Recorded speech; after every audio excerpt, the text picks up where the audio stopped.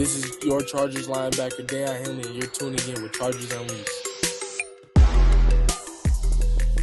Welcome to another edition of Chargers Unleashed. Jake Hefner and Dale Wolkenstein here with you from the LAFB Network. If this is your first time tuning in the show, make sure to hit that like and subscribe button on YouTube. You can also follow us on Facebook, Twitter, Instagram, Spotify, and Apple Podcasts. Dan Wolkenstein. Normally I come in here with a bunch of hoopla, tell you the current record of the Chargers, looking good for the playoffs, coming off of a ugly but albeit a win of the Atlanta Falcons, currently sitting 8-4. There's not really much to say when you have to go to Arrowhead and face the defending Super Bowl champs, the Kansas City Chiefs. The hype is palpable. As much as we're talking about this season for the Chargers, primetime matchup, Sunday night football, that we are all awaiting for this game, the importance of it obviously cannot be understated. And at this point in the season, for the Chargers heading to Kansas City, which is never an easy spot to play, it's as pivotal as a matchup as you could possibly imagine for both teams. Dan Wolkenstein, there is plenty to get into. We have voicemails to get into from the Chargers Unleashed hotline. It's palpable in here. I can taste it. It's a little dicey. It's a little dicey. You can feel kind of the tension. I like to call it tension, I think, with Chargers fans, and not because of the what's at stake in this game. I think it's just knowing that the Chargers are 8-4 and going up against a Chiefs team that hasn't lost more than one game. You can argue they should have lost more since last Christmas. Yeah, hopefully the Chargers can be a Grinch early, but I think testy because Chargers fans are trying to figure out if this Chargers team could be as good as they hoped. Not record-wise, but optics-wise, especially in offense. I think is kind of what the testiness is coming from. By any means necessary, you'll take a win as a win as a win. But I think this Chargers offense is leaving some to be desired by many. And you heard offensive coordinator Greg Roman speak to this as much. You heard Justin Herbert speak to this as much at the podium. Jim Harbaugh would speak to this as much. Laviska Shenault was brought in, joined the practice squad. Maybe he's the savior. Who knows? Laviska Shenault brought up in the first 2 minutes of this episode, and we haven't even gotten to the offensive and defensive breakdowns yet. But I think the Chargers fans are optimistically bracing for this matchup. They're 1-2 so far this year in primetime matchup. Primetime number 4 this week, going up against the Kansas City Chiefs in the bright lights of Arrowhead, Chiefs Kingdom. I'm excited for this one. And I, you know what it is, Jake? And you tell me before we get to getting the friends to pay the bills and talking about them. I was talking to my wife about this, Jake, how this Chargers team has enabled me to rethink my perspective and hope and optimism only takes you too far if it's not tethered by reality. I'm making sure it stays tethered to reality. And the reality did she say, oh, you're becoming more like Jake? Yeah, literally. She said, well, Jake's probably going to say they're never going to win. That's like, well, actually, Jake's actually the optimist of us. But no, I've gone with my head throughout the season. I've gone with my heart once, and I was burned. I'm not getting burned again. I'm staying true to hope and optimism, but reality is weighing more. I think Chargers fans should look at this as well. Jake, before we get into it. Sounds like a steaming bowl of foreshadowing. There you go. Hot, steamy, burning pile of cow dung. Yes. So before we pay the bills, let's talk about our friends so they can pay the bills. Then we got some voicemails, bold predictions, Chargers, Chiefs, primetime matchup, primetime discussion. Well, before we get into it, let's want to remind everybody that BetOnline is the world's most trusted betting platform and your number one source for everything football. BetOnline has every stat, every matchup, and even live odds and spreads to bet on during the games. You think you know your stuff? You can get in on our $200,000 Make It contest and pick 5 games against the spread every single week for your chance at weekly prizes and a share of up to $200K. When the game is over, head on over to our online casino and get on a game of blackjack or poker on one with one of our 150 slot games. Head on over to the website today. That's betonline.ag to get in on the action. BetOnline. The game starts here. The top 2 teams amongst the AFC West, Chargers, Chiefs. This is the primetime matchup. I think Chargers fans, aside from the Ravens game, we're looking forward to all season. Can the Chargers, with a few months under their belt under Jim Harbaugh, go into Arrowhead and make a statement against the division rivals? We're going to find out. Chargers have lost 6 straight against the Chiefs. Again, almost all of them are close. Even the ones that aren't close score-wise, if you go back and watch the game, they're a lot closer than they looked. Perspective right now, Jake, I think is a big one for this Chargers team. And this is probably the biggest barometer of what type of team this is. And do you see there being any way that there's a silver lining loss in this game? In the past, but they played them so tight. They were so close. If they were just healthy, if the Chargers don't win this game, I don't care what happens. Like, I feel like the whole silver lining thing is in the past. Yeah, traditionally, against in the old days of Norv Turner or Mike McCoy or Anthony Lynn or Brandon Staley, you may be able to hold a little bit more weight with those moral victories. But I'm not saying that even if the Chargers go into Arrowhead and end up losing the game, which a lot of people are predicting that's going to happen. Obviously, Arrowhead is a tough place for anybody to play. They rarely ever lose. As you mentioned, the Chargers have lost 6 straight to the Chiefs. Patrick Mahomes is 9-2 all time against the Chargers since he became the starter of the Chiefs. It's a very difficult team to beat. This team is going for a 3-peat in the Super Bowl, something that nobody has ever done before. To me, even if the Chargers go in and lose, Dan, I don't see any softening of confidence for this team. And I feel it in the same type of a way of how we kind of felt after the Baltimore Ravens game. I felt about it in a similar type of way in the way that the Chargers beat the Cincinnati Bengals in that primetime matchup. You could even say you feel the exact same way given what they just did against the Atlanta Falcons. In some type of perspective, what the Chargers have done this year alone is they have figured out different ways to win. Now, has it been a flawless season? No, as you can tell from the 4 blemishes on their record. A lot of those were for different reasons as to why they lost those games. If it ended up happening this week, it's not affecting their playoff chances. I don't think it's as big as you would have considered previous matchups because of the fact that the Chargers were more of a 500 team than anything, and every single game was a must win. And not to say that you're not treating it as such, because the players are definitely not looking at this as just another game. If you heard the comments from Rashawn Slater this week, he basically has said the quiet part out loud, and what basically the entire Chargers fan base is thinking, they're sick and tired of the Kansas City Chiefs running this division. They've had enough. And regardless of whether or not this is a playoff game, they're going to treat it as such. So you know that the players are hyped up for this. You know what their mentality is coming into this game.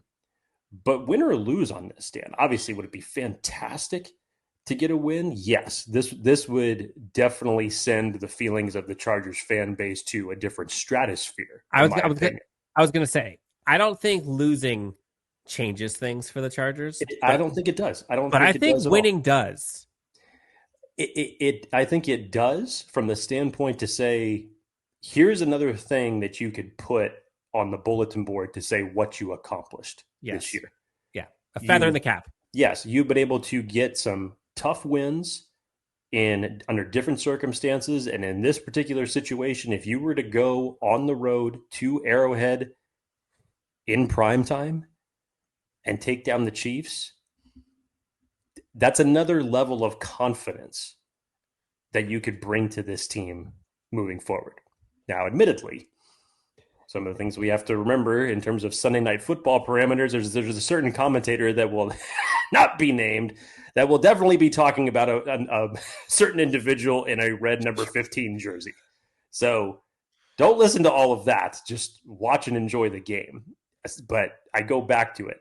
The aura, the tension, as Dan mentioned it, the atmosphere, if you will. Even Derwin James has said that going to Arrowhead is his favorite place to play because of the fact that it's so nuts and the atmosphere of that crowd is so loud.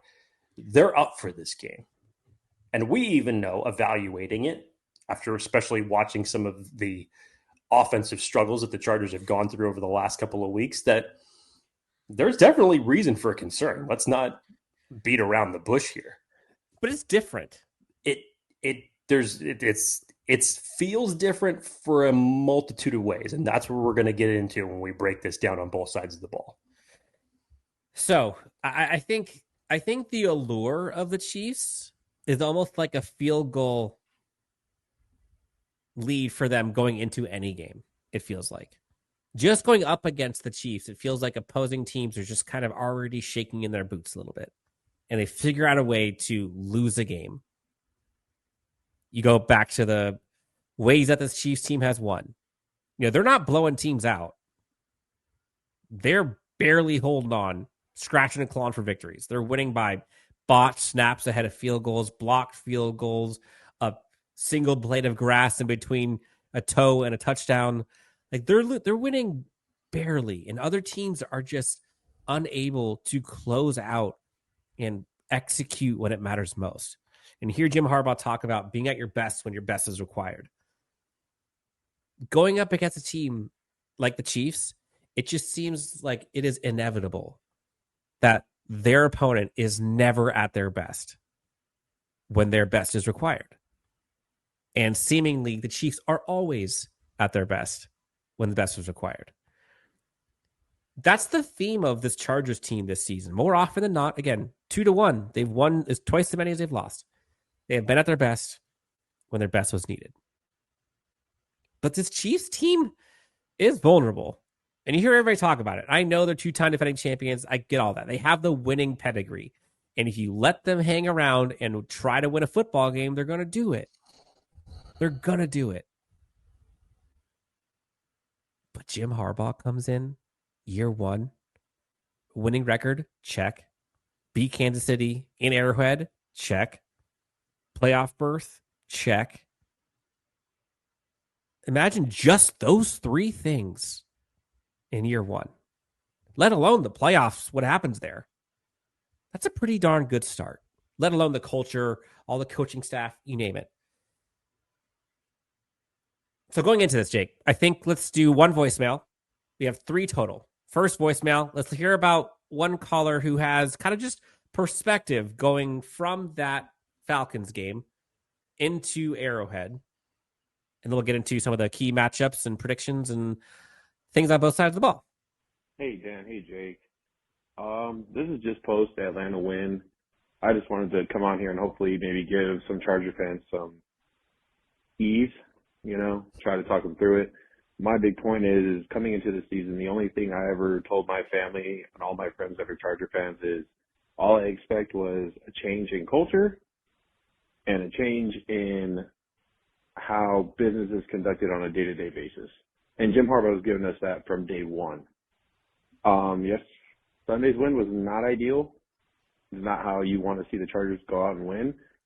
But at the same time, you can go back 15 years and the Chargers would have lost this game the last 15 years prior to this. Herbert will be fine. They'll get another receiver. I'm not worried about that. And honestly, I'm excited to see what they do the rest of the year. Bolts up. I know it's wrong. And as far as like alluding to the Chargers fans, if anybody had listened to our last episode post Atlanta Falcons game, there were a lot of people things to say after that Atlanta Falcons game. Yes, it wasn't the most ideal win, but sometimes you have to win ugly. Sometimes you have to win dirty, and the Chargers did that. Here's kind of what I was alluding to, Dan, along the introduction as far as why this game feels a little bit different. And for obviously a multitude of reasons, but it's look at what the confidence level from Jim Harbaugh, Jesse Minter, has done to not just the players, but to this fan base just in terms of what we can expect from them. Now, obviously, is there still a lot to work out? Yes. Are we coming on here expecting a win? Absolutely not. But it's strictly the confidence level that you can have in them to say, even after you listen to some of the press conferences from earlier this week, more specifically Jesse Minter talking about the differences in things that he saw during the first matchup earlier this year against the Chiefs and things that he knows that are going to be different. Mm-hmm. Dan, let me just real quick. I'm going to read you a list of names, and then I'm going to ask you to tell me what every single one of them has in common. Junior Colson, Kamani Vidal, Dean Leonard, Jasir Taylor, Rashawn Slater, Joey Bosa, and Joe Alt.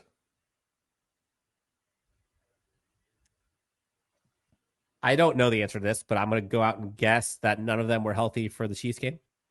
Every single one of them was inactive for the last matchup against the Chiefs. Oh, Alt and Slater were inactive? This was when they had their injuries right after the Pittsburgh game. And even this was not even 100% Justin Herbert that was behind center. This was also before the Ladd McConkey breakout game. This Chargers team is going to look a lot different than it did in week 4. And for the same type of argument, this Chiefs team is going to look a lot different than it did in week 4 earlier this season. So it strictly just goes back to coaching, Dan. And maybe it's fortuitous. Maybe there's a way to look at this when every one of the conversations has always been about the Chargers' offensive struggles. You go back and you look at it against Baltimore and what they were not able to do in that game to really get their offense going post the first 2 drives that they had. You go back and you look at the Falcons game in terms of what their issues were.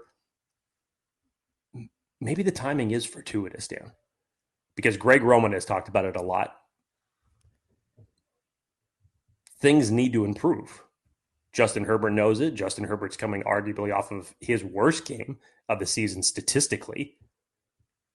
And maybe it is just one of those certain timing things where you say, look, you're about to go up against the best in the NFL. And if there was ever a time to get right, you better make sure you bring your A game.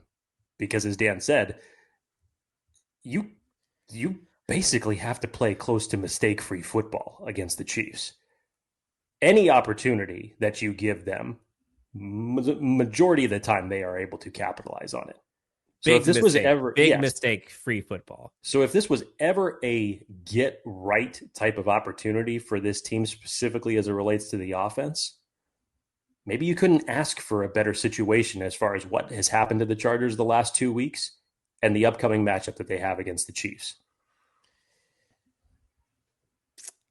What side of the Chiefs? Actually, no, I'll flip it. What part of the Chargers scares you the most? You got to say it's offense.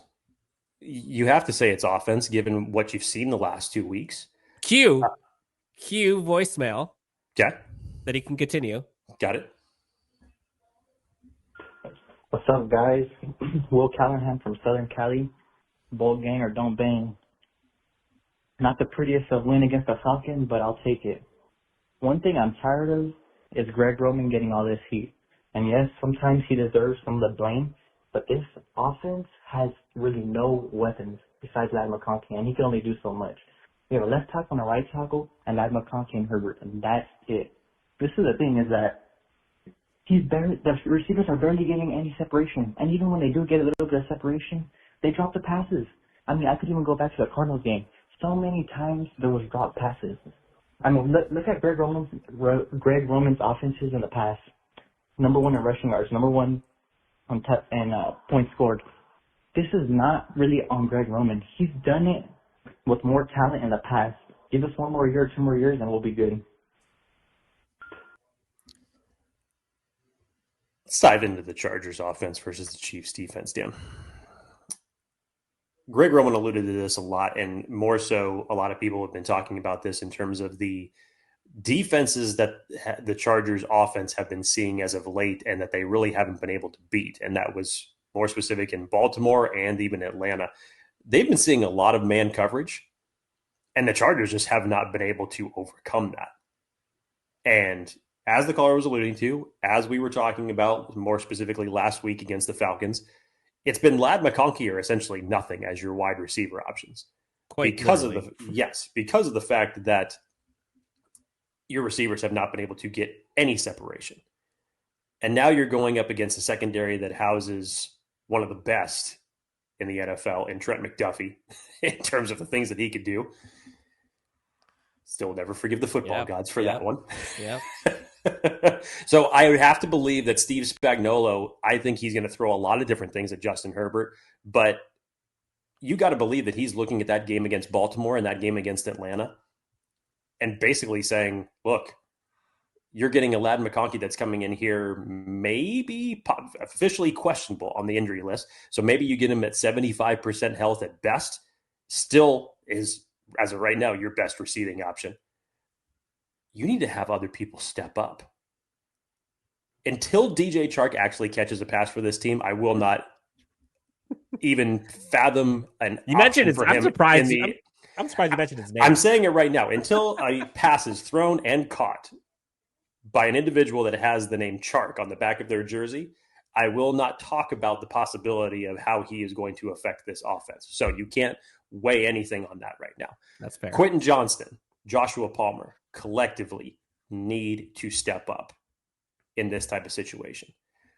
I would hope that, especially depending on what the pass rush is going to be like, that Will Dissly is going to get a much bigger opportunity, even more so than what he got in the Atlanta game, to have some pass catching options. But the issue here is with the individual, if you're watching on YouTube, in the red jersey, wearing the number 95 jersey on the right side of the screen, because Chris Jones is the gasoline that makes the Chiefs defense go. Danny's currently tied for 4th in quarterback pressures this year with 54. And we know where the Chargers are the weakest in the interior of the offensive line. It's going to help having Rashawn Slater and Joe Alt back in this particular type of situation. So you're going to hope that the protection's better with a healthy Justin Herbert when it comes to QB pressure.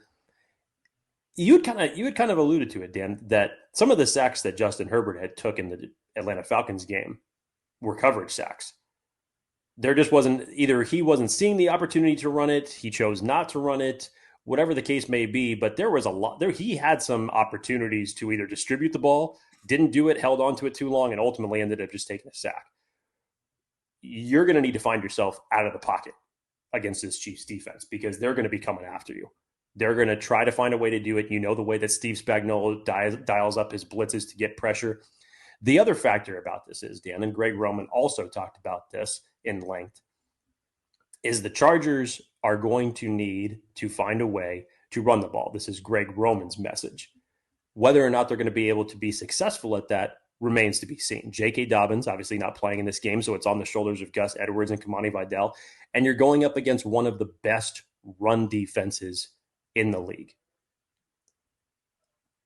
Before Dan comes in here, it's not to say that they can't do it. I'd be shocked if they would be able to be perfectly honest, because you can't live behind the sticks against this defense.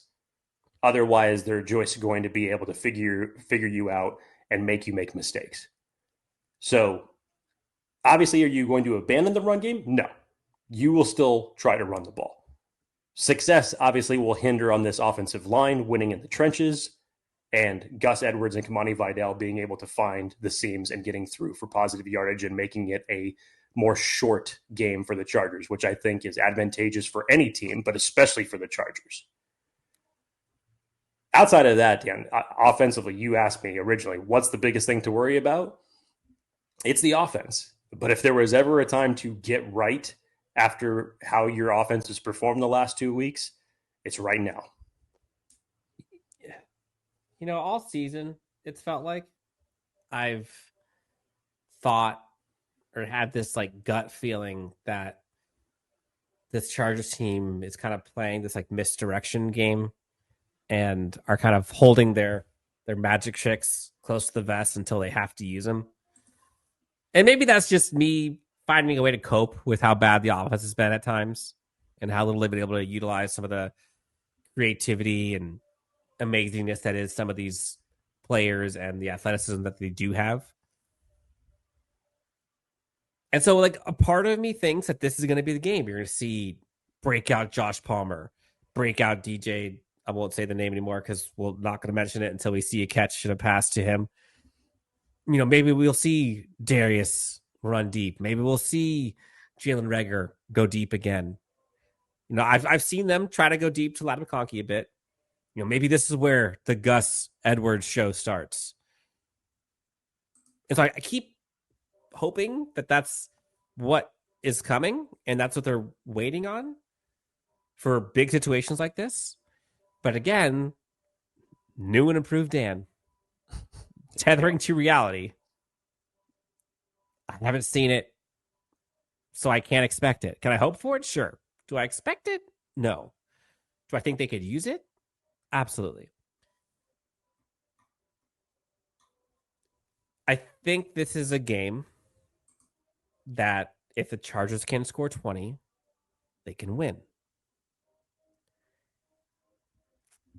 And if you're the Chiefs and you're going up against this offense, it's like, all right, I will bracket number 15, make someone other than Ladd McConkey beat me. I'll go man coverage primarily and go mano-a-mano. Can your guys beat our guys? That's what I would do. Because right now, the answer is no. And that's with a banged up Chiefs secondary. And so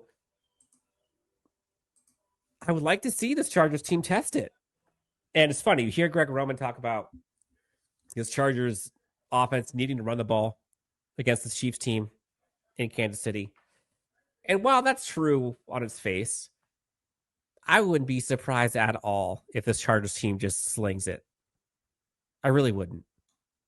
This team it's kind of become like an amoeba and it kind of does whatever it needs to, which is a blessing and a curse. But right now, to that caller's point, Jake, what do they do well on offense right now? Like, what do you have to hang your hat on? Not a lot in the last 2 weeks, other than Justin Herbert and Ladd McConkey. Hell, you couldn't even say Justin Herbert, actually, for the last game in Atlanta. Ladd McConkey has been your best aspect of your offense, essentially, the whole season. Yep. So if we're talking about reality here, I think we can expect, based on the reality so far this season, that the defense is going to show up. We can expect special teams probably going to show up. We can expect coaching to be a big bump. We can expect Herbert to do all he can. Joe Alt, Rashawn Slater do their thing. Everything else is a variable for this offense. So this is a big test. I think everyone on this offense knows, A, what everyone's talking about. This team can't run, they can't throw. Play calling, spacing, athleticism, drops, whatever. Going up against two-time defending champion, that's a pretty darn good defense. Banged up in the secondary. But they can be had. Chargers offense has been smart, though, and this is what's important. 1 interception all season. That's big. I know we talk about sacks sometimes, but Greg Roman talked about it at the press conference this week. Sacks don't end games. Interceptions do. Turnovers do. And so They are number 1 in the league in interceptions thrown. It's a big deal. Number 1 in total turnovers on offense. It's a big deal. And their defense is top 3 in that category. There being the Chargers. So that's a formula to win. That's why they're 8-4. A lot of things aren't going well, but the things that are going well is Justin Herbert is protecting the football. He's making very good plays when he needs to, for the most part. And they are allowing their defense to win them games. It's hard to allow your defense to win games when you're throwing pick sixes. Go look at Atlanta. Go talk to Kirk Cousins. Sometimes the recipe... Yeah. Yeah. Oof. Sometimes your recipe is just live to fight another day. And unfortunately, or fortunately, that's how the Chargers have gone. So this is a bow-up opportunity for this Chargers team. Hope. Pray. Do I expect it, though? I don't. And I hate being that guy. I hate being that guy. I hope this Chargers team can score 20 and win. But nothing this season has told me they will against a good defense. So if I'm looking at who wins this one in terms of offense for the Chargers, defense for Kansas City, I think you're relying far too much on hope and optimism if you're picking Chargers. Yeah. I mean, if you're... Last thing on this for this matchup, though. If you are the Chargers, what is your recipe or path to success as an offense? No, that's a great question, Dan. Honestly, you alluded to it a little bit ago. There are some holes that have been exposed in Kansas City's secondary over the last few weeks. Depending on how Ladd McConkey is going to get his separation, be interested to see if yes. Still questionable at this moment. But let's just say, hypothetically, Ladd McConkey plays. And Ladd McConkey is doing Ladd McConkey things and getting separation throughout that game. I'd be interested, who would start to cover him, to cover Ladd McConkey. So if we're talking about being specifically in the slot, is it going to be Chamari Connor for the Kansas City Chiefs, who has done decent, not above average, but decent job? But then you have to look at the rest of this receiving core and say, who needs to step up? Well, if we were standing in Justin Herbert's position, the left side of Kansas City's defense is something that could be exposed of. So essentially throwing away from Trent McDuffie. Essentially throwing away from Trent McDuffie and Justin Reid's side. So you're looking at Nazia Johnson and you're looking at Brian Cook in that circumstance. But this is where I believe that the Chargers, Quentin Johnston, Joshua Palmer are going to need to step up in that circumstance. Now, Joshua Palmer. Big. The Chargers have schemed up a few plays for Quentin Johnston over the last couple of weeks to get him free. And I felt like there's been 2 instances, more specifically, where they've ran the play. You go back to the Baltimore game, they've thrown it to Quentin Johnston. He had space and just didn't catch the ball. Literally the same exact play against the Atlanta Falcons. Justin Herbert threw away from him. Quentin ran the route, had separation. It's essentially the same route when you go all the way back to the TCU Michigan game that Quentin Johnston ran ultimately for a touchdown when he had his monster game there. Quentin Johnston on one-on-one downfield has not been that big of success this year. Stop doing that, please. And I do not encourage you to do that against this team in these deep situations. Yes, there are going to be opportunities to take for deep shots, but for Quentin Johnston lately, I just don't feel like that is the smart move to do. Utilize Quentin Johnston right now to the best of his ability to be able to move the chains. If it means throwing to Quentin Johnston on a check down play where it's 5 yards over the field, but he's going to get another 8 in yak, I'm totally fine with that. I don't care. If you were to tell me that Quentin Johnston is going to finish this game with 7 receptions for 85 yards, win. I'll take that. Win. I'll take that easily. I would take that a hell of a lot more than 3 catches for 100 yards. honestly. Not me. Not me. I'll take either one of those. I'll take. I'm saying it. I'm saying it from the standpoint of like that means that he's living in the go route situations. Don't do that. Just don't do that. Give him every opportunity to get in space and be able to make the play. If it's a 3-yard gain, a 4-yard gain, I really don't care. But you need to do something not only to boost back up his confidence, but have him become a contributor once again to this offense, because it cannot just be Ladd McConkey in this game. If it is, you're in for a long night. Let's just be straight about that. Yeah, Joshua Palmer is more versatile, that you can utilize in the slot, or if you can use him on the deep shots, you can utilize him in situations like this. We'll wait and see whether or not a certain Laviska Shenault is going to be elevated in time for game time. I don't know if I would buy into that. But the rest of this wide receiving core, Dan's been asking for more of Darius Davis to be injected into this offense. Downfield, yes, not just on the jet sweeps, which seems that that's kind of the situation for Jalen Reagor as well. But if it's me, Dan, if we're talking about the passing game, I'm going to attack the left side of the Chiefs secondary as it currently stands right now. That's where I'm going. And then where do you win your matchups over the middle of the field with Drew Tranquill? Where are you going to win those?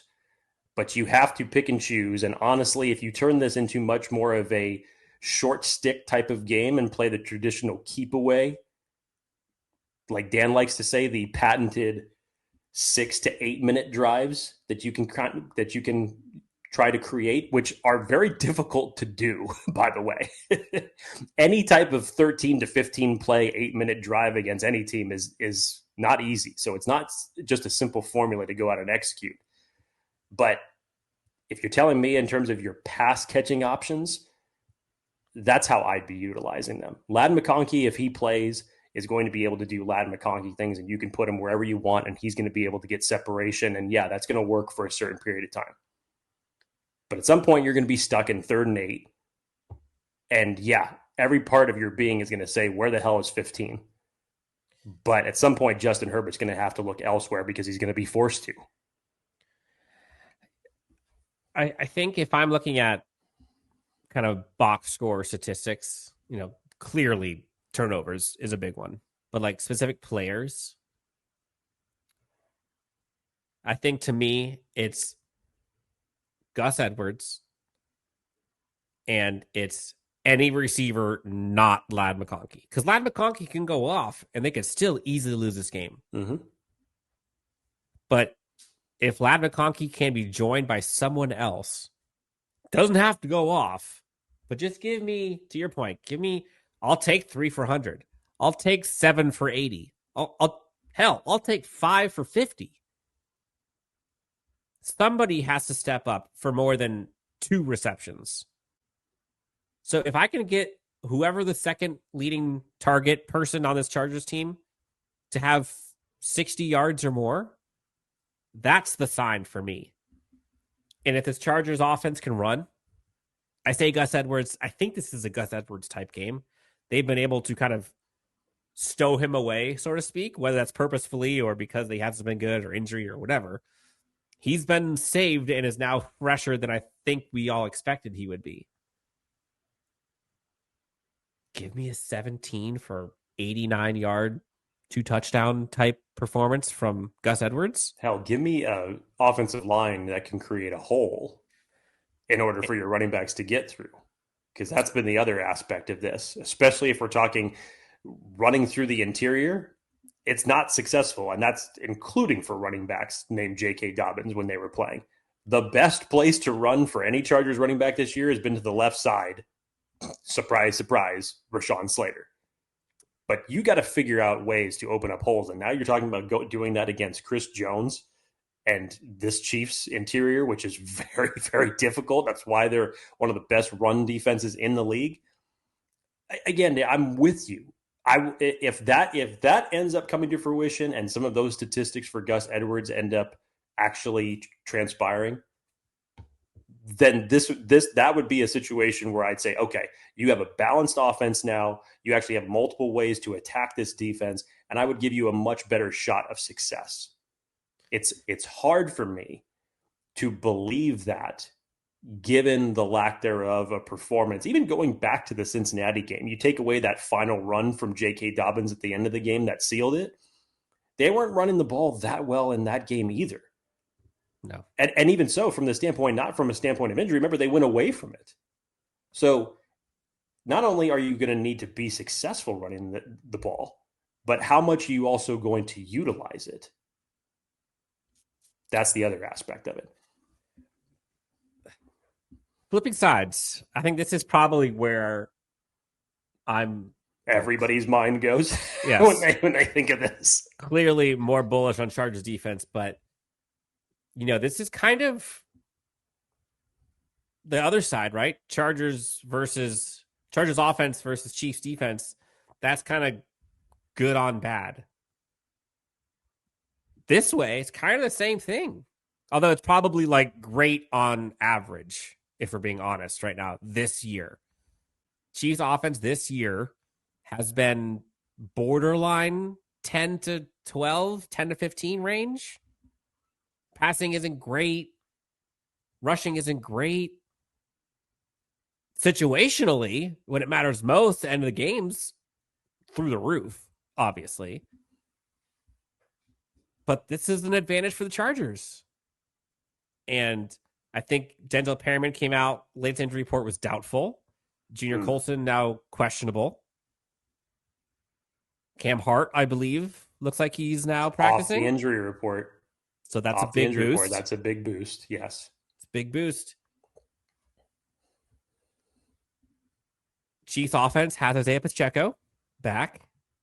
No Rashee Rice. Now you got to think about it is that they have a two-back system with Isaiah Pacheco and, Kareem Hunt, excuse me. And you have DeAndre Hopkins, who was not there in the first matchup of this season.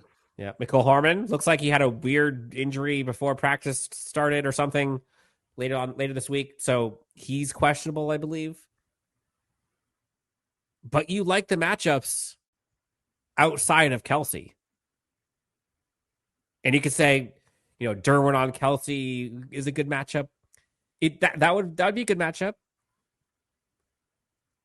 But I don't know if that's where I want Derwin, honestly. I think you saw an Atlanta game. I want Derwin in the box as much as I can. And I know it's so tempting to just say, Derwin, take Kelce. But I don't know if that allows you to put I don't think that's giving Derwin enough effectiveness. I really don't.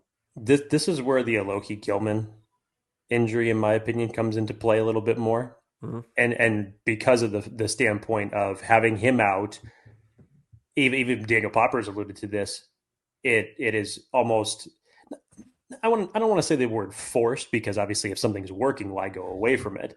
But there's been more utilization of Derwin in the slot or closer to the line of scrimmage in those type of situations. Yep. Tony Jefferson, I know, is officially questionable for this game. I'm not sure where that injury ended up coming up from for him throughout the Atlanta game, but you would definitely need him. And if he wasn't able to go, that would change the entire dynamic of this game.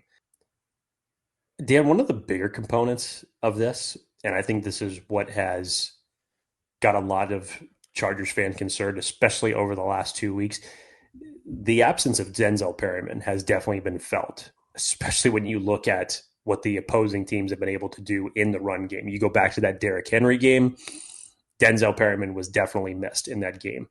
And I felt like, especially the way that the Atlanta game started off, they were just feeding Bijan Robinson the ball, and he was getting positive yards, and all of a sudden it was just the running game for opposing teams was able to dictate the pace against the Chargers defense. Fourth and shorts. Yes. If you're telling me that the Chiefs are going to be living in third and short situations, this is going to be tough. If they're able to create some of those long sustaining drives and keep the ball and win the time of possession, this is going to be tough. It literally could be as simple of a formula from the standpoint that you now have Isaiah Pacheco and Kareem Hunt in the backfield. And if all your offense is, we were talking about just in general how the Chiefs offense has looked so far this season, it could look as simple as Kelce and the run game. And if they do it well and they executed it well and the Chargers are not able to stop the run and they're living in third and short, that might be the only formula that the Chiefs need, honestly, because you've seen the way that Baltimore was able to dictate that against you. And you essentially, obviously, there's no comparison between Derrick Henry and the running game of Isaiah Pacheco or Kareem Hunt, but it's still the same philosophy. And that's why I felt like Atlanta was taking a little bit of that page from that game and trying to execute it against the Chargers. Now you have the Chiefs coming off of their own little mini bye, and I feel like they're going to look to exploit that weakness. And Denzel Perryman, as it stands right now, is doubtful to play for this game.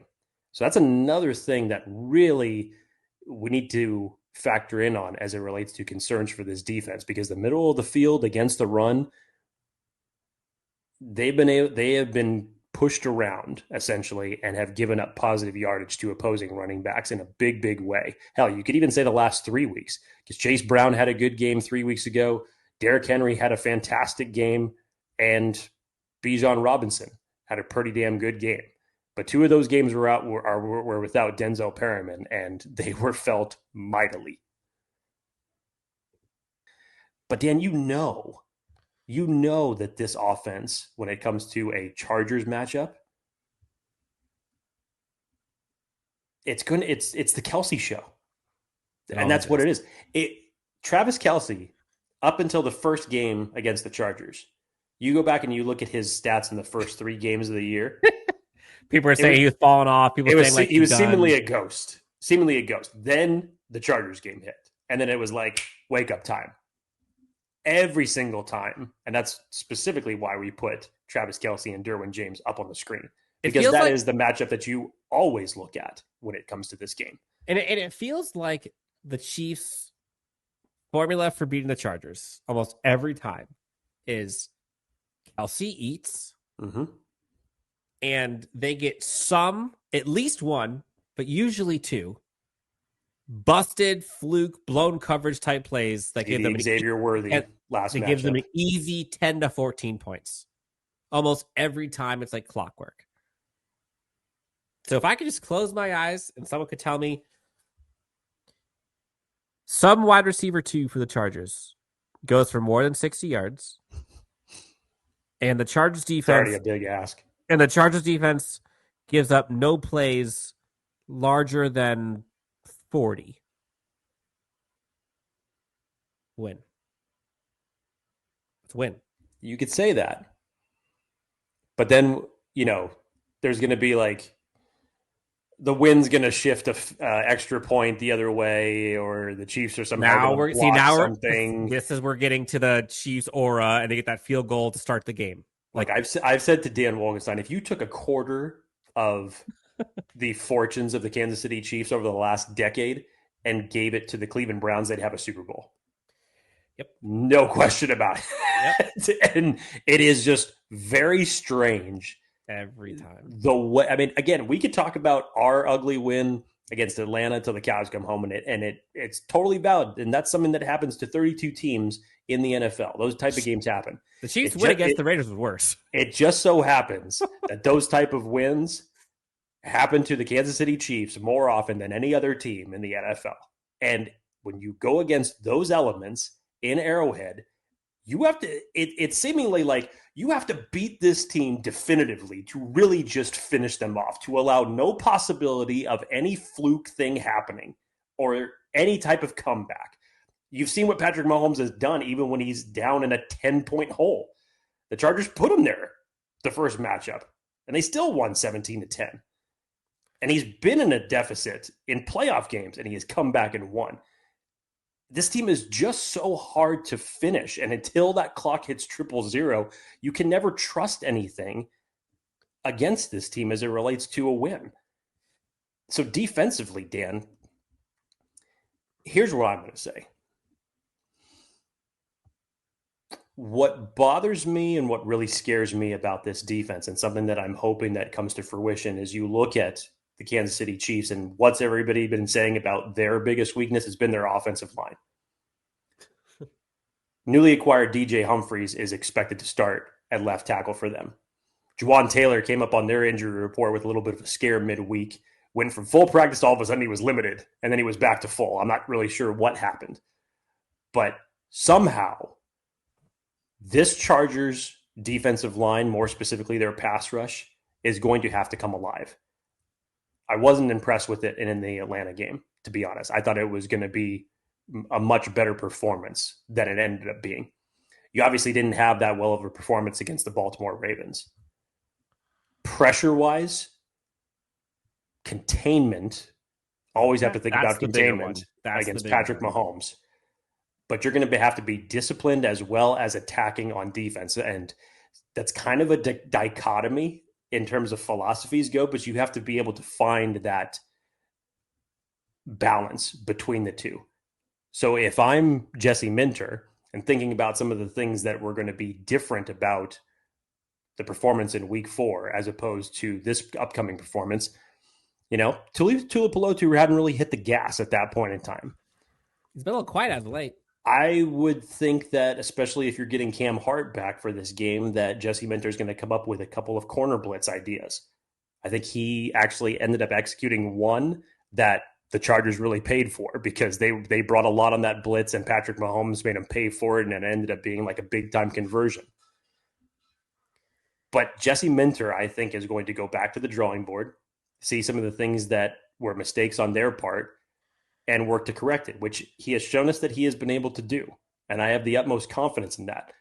But it's still the Kansas City Chiefs. Totally. They are still the Rubik's Cube of the NFL, and they are still difficult as hell to figure out, even if their offense is not performing in the way that they have traditionally performed. And that's the tough part is, you think of Thanos, right? All the Infinity Stones. Yes. I mean, that's the Chiefs, man. Head coach, Infinity Stone. Quarterback, Infinity Stone. Defensive coordinator, Infinity Stone. Travis Kelce, Infinity Stone. Like an offensive playmaker who will always be open, Travis Kelce. An offensive playmaker who absolutely wrecks every single defense imaginable, Patrick Mahomes. Best offensive play caller in the NFL, Andy Reid. Best defensive play caller in the NFL, arguably, over the past 4 or 5 seasons, has been Steve Spagnuolo. That's what you're going up against. So it's like all the chips are stacked against you. And yes, there's some injuries on both sides. I get all that. But the coaching matchup, I think this is what excites me the most. As the Chargers, on the Chargers side now, is like, Chargers got some dudes on that side too. They've got this kind of improved Justin Herbert, shades of Oregon Duck Justin Herbert. Uses his legs a bit more. He's healthy.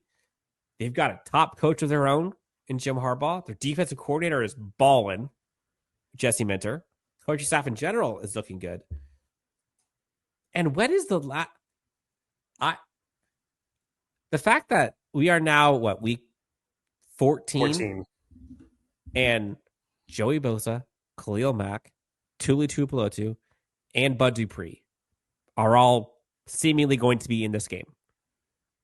You would have taken that going into the season. Week 14, all 4 of them are there? That's big. You got rookie corners balling out. Like, there's so many storylines here that are fantastic, but the coaching in this game is going to be awesome. No doubt about it in my mind. This Chargers team collectively is better than they were when they played them week 3 or 4. Offense, say what you will about it, but this is a better Chargers team now than it was then. I think this defense is now better than it was then. I think they know what they have. Which is still wild to say. I mean, you go back and you just assess that last sentence, Dan. I know, it's crazy. That first matchup did not have Joey Bosa, and Derwin James was suspended. That's what I'm saying. And you still held them to 17 points. This defense. I know I said we're not talking about moral victories, but that's still something. That was a moral victory. Yeah. Traditional defenses, we know what it's been like when either Joey Bosa or Derwin James has not been able to play. The coaching X factor, which has not been existent for the Chargers prior to this season, is now a huge aspect of the game. It's a huge aspect of the game. Yep. This team wants it. I think it's clear. And, does this mean if the Chargers win this game that the AFC West is theirs? Probably not. Probably not. And I don't think that's why they're going after this game for a victory to win the AFC West. Like, this is all about setting a precedent. This is about sending a message. This is about, putting some chinks in the armor a little bit.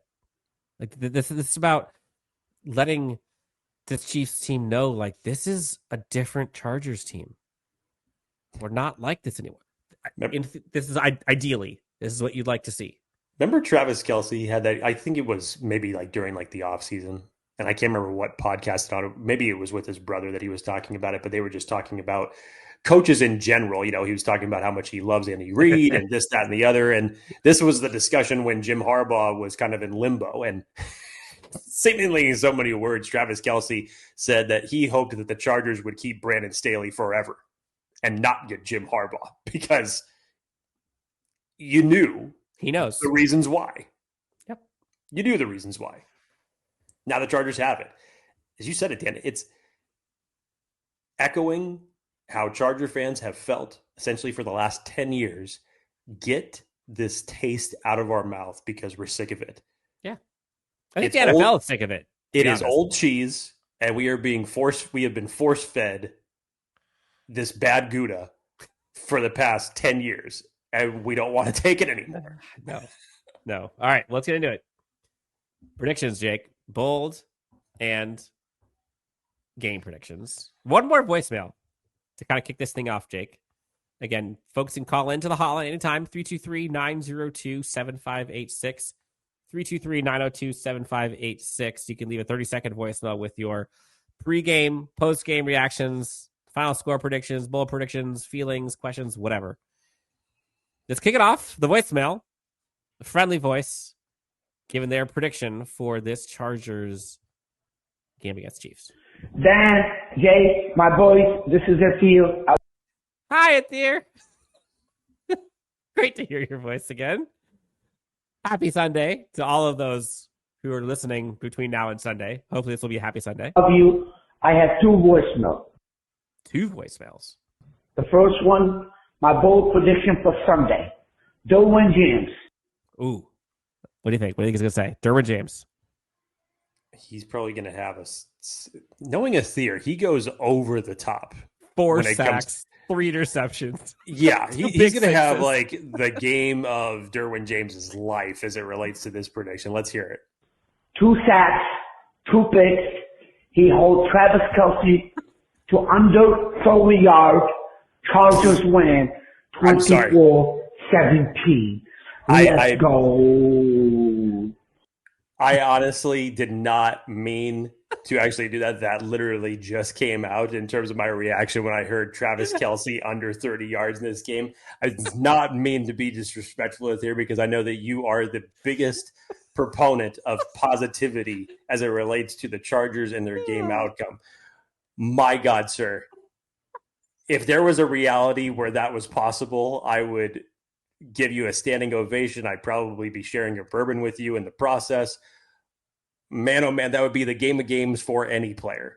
If the Chargers win 24-17, Derwin James gets 2 picks and 2 sacks, Jake and I will split $100. We'll send it to you immediately following the game.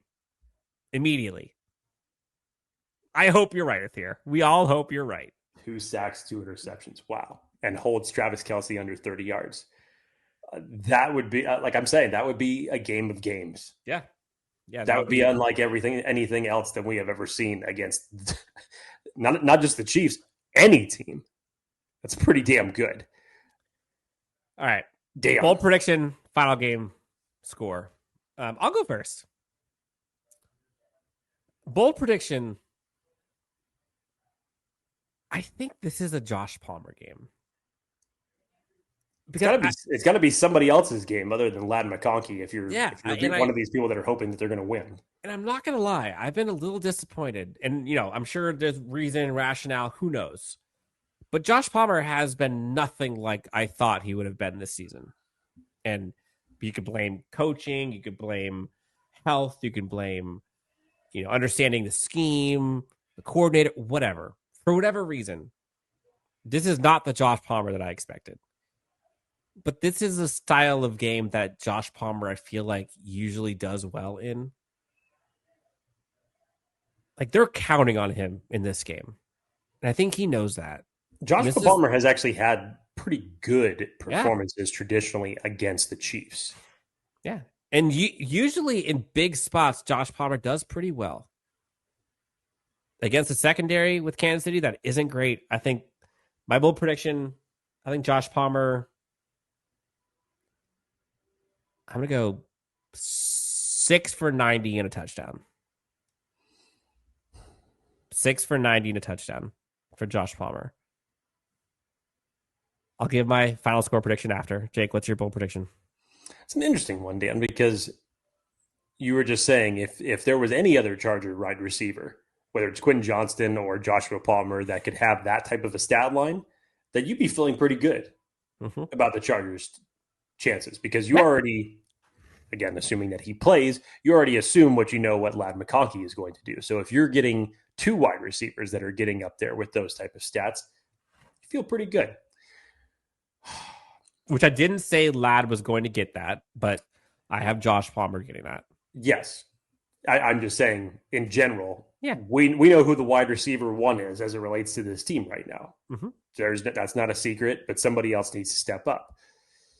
So to be fair, I'll go on the defensive side for the bold prediction, which is tough. And no, I'm not going to say Derwin James, because Aether just took the entire sale with him on that one. That's for sure. All right, Dan. I got one. This is DJ Humphries' first game back since the injury that he suffered last season, coming off of his bad injury. Yeah, his bad knee injury. Now, is it an upgrade in general from what the Chiefs have had at left tackle? I think collectively everybody would say yes to that in terms of what DJ Humphries brings to the table. However, it's still a long time to go without playing actual game time. And you're going up against Khalil Mack. This feels like, to me, defensively, Khalil Mack is going to have to be the tone setter for this team. Do you like a Khalil Mack Raider style game? Like, maybe not to that degree, because that's like another level of game. But I think that Khalil Mack can get to Patrick Mahomes twice in this game. Okay. And I think in general, like I said, I'm still waiting for this defensive line to be able to create more pressure than it has over the past couple of weeks. That's one thing that they definitely need to improve on, which is going to improve on a lot of things overall for them defensively. But the pass rush needs to wake up for this game, but also the discipline and the awareness of the containment of Patrick Mahomes needs to also be there. You can't fully shut him down. No team ever has in terms of him getting loose. He always is able to do it in some form or fashion. But you can't allow him to get out on these type of runs for 15, 20 yards 5 times a game. It's going to be backbreaking to your defense. You can't allow that. But in terms of getting to Mahomes, you take a little bit of what the Raiders did and how Max Crosby was able to do that last week against them. Let's see Jesse Minter dial some stuff up, and let's see Khalil Mack get some wins along that defensive line. Final score, Jake. What say you? Not going to like it. I'll just say that much. You're not going to like it. It's very hard for me to. This actually probably goes down as the first game that I'm predicting that the Chargers lose this entire season, actually. Which is nuts. Which is nuts, considering if you've been listening to me for the last 5 years, how frequently I would pick the opposite direction. It's hard just to weigh the elements against the Kansas City Chiefs, and it's hard to predict something like this until you actually see it come to fruition. Do I feel like this is the best opportunity that the Chargers can have to do it with Jim Harbaugh as the head coach? 100%. Are they still coming into this game with some outstanding question marks against a very tough defense and an offense that just is able to find ways to win and put points on the board? Also, yes. As Dan said, you're braving the elements when you're going up against the coaching staff, the quarterback, the tight end, the defense, the atmosphere itself of Arrowhead. If the offense was coming in here humming, Dan, I may feel bold enough to say the Chargers are going to do it. I just can't bring myself to do it, unfortunately. But I'll still say, and on top of that, when you look at the Chargers' performances against top 10 defenses, you look at that win against the Denver Broncos. Patrick Surtain got knocked out in that game early. But statistically, that's the best defense that you have been able to beat this entire season. You look at the other games against Pittsburgh, Kansas City, Baltimore. Even Baltimore, who doesn't even have one of the top 10 defenses. They are still up front, they're a top defensive team, and we saw what they were able to do in terms of shutting the Chargers down. I just can't bring myself to do it until I actually witness it. I get it. I hope to God that everything that I'm saying right now, I hope on Monday that I eat the biggest bowl of crow. Yeah. Because I will eat it with the biggest smile on my face while I do it. No matter how bad it tastes, I'll own every single sentence that I'm about to say. But the Chiefs are going to beat the Chargers 20-17. That's my final score prediction, and I hope to Christ that I'm wrong. Look, this is hard because the previous me would have been in here and I'd start this thing off with it sounding really sad. This would be head in the clouds, Dan. Somehow Depressing. This team is going to find a way. Yeah. Not this time. And again, and maybe this is me being, the pessimist, Darth Dan, whatever. Like, I'm sticking to my guns here. And I'm trusting what my head says and what I've seen with my eyes throughout this entire season. And hell, you talk about over the past few seasons. And maybe that's unfair for the Chargers. I think this Chargers team is equipped to give the Chiefs team all it can handle. I do. And would I be surprised at all if the Chargers found a way to win this game? Like, no, it wouldn't shock me. Would I put any money on it? No. No, you wouldn't. No. The last several seasons, the Chargers could have won these games. They just don't. And until they do, I can't predict that they're going to win. And the only reason that anyone out there, honestly, would predict that this Chargers team would win outside of folks in that locker room or in that organization is you're going off things you haven't seen. Honestly. And that's just the truth. That's okay. That's okay. You haven't seen this Chiefs team crumble at the end of games. You haven't seen this Chargers offense, with a dagger against a solid defense. You haven't seen this Chargers team beat a juggernaut. You haven't seen this Chargers team beat the Chiefs in the last 6 attempts. They're like 3-18 in their last 21 matchups. Like, they just don't win these games often. They got the fastest guy on the planet, Xavier Worthy, the best head coach, the best quarterback, the best defensive coordinator, probably one of the top 2 best tight ends of all time, at home. Most 90% of folks, if you're looking at this Chargers season prior, and you went up against week 14, you said, oh, okay, who's going to win that one? What do you chalk that up as? It's a loss. And I'm chalking it up as a loss because that's what I had earlier in the season. I hope I'm wrong. And man, it will feel so good to sit here on Monday night. Hell, we'll probably do a live show Sunday night if it happens.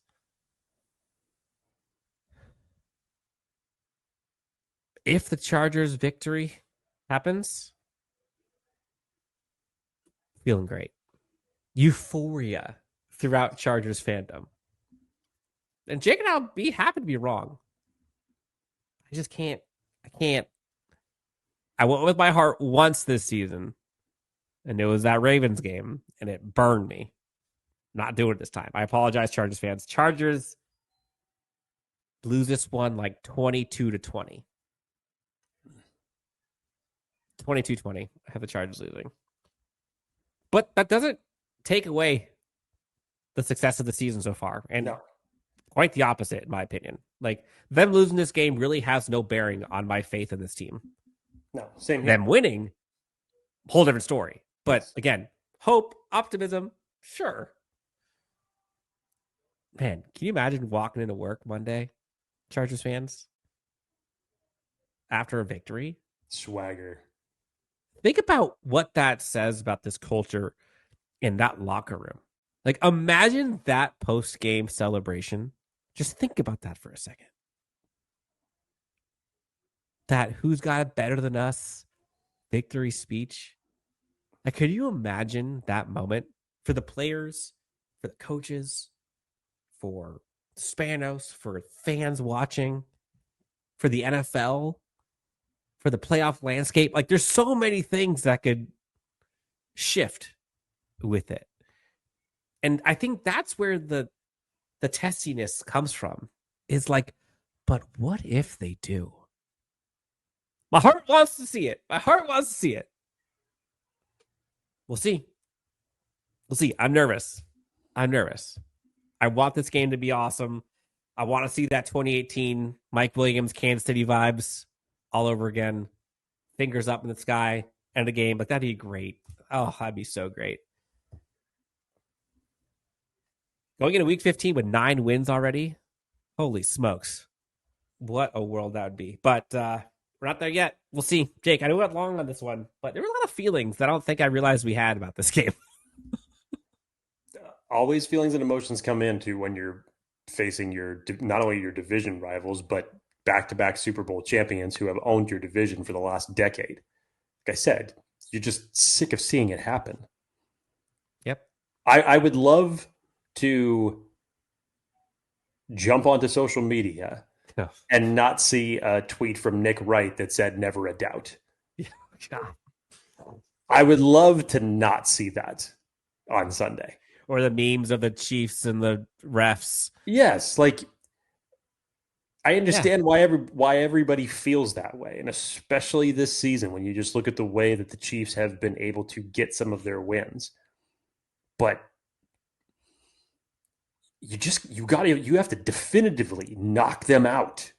Do not give a reason for any of these controversial plays that are going to be talked about on Get Up the next morning and be criticized and evaluated, and, ifs, could be's, would be's. They don't win you the game on Sundays. Put that crap to bed and go out there and do what you're able to do. Chargers, please be at your best when your best is required most. If they can do that, I know that's cliche, but if they can do that, they'll win. Period. It's going to be a long Sunday prior to kickoff. A lot of us are going to be doing all of our Hail Marys and whatever it is that you do to get ready for games and all the whatever there's a word I'm looking for. Was it that you do before things? Superstitions? Yes. There we go. Wow. Clearly it's late on a Friday.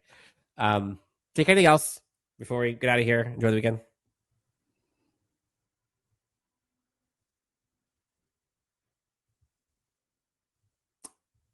I'm just going to let the silence do the talking. Chargers will do the talking along with the Chiefs Sunday night primetime against the elements, against Chiefs Kingdom, against it all. And we'll see who prevails in this latest chapter of this rivalry. We know how high the stakes are for both sides. We both understand what this game looks like for this team, for both teams. And the great thing about this football game is someone will win. Somebody always wins. Hopefully it'll be the Chargers. You can find Jake at Jake T. Hefner on X, myself at Dan W. Sports. Feel free to hit that like and subscribe on YouTube and follow us wherever you follow your podcasts. Thank you so much for tuning into this show, and we'll talk to you next time on Chargers Unleash. Please win. Please, so lovely. Please win. Okay, bye.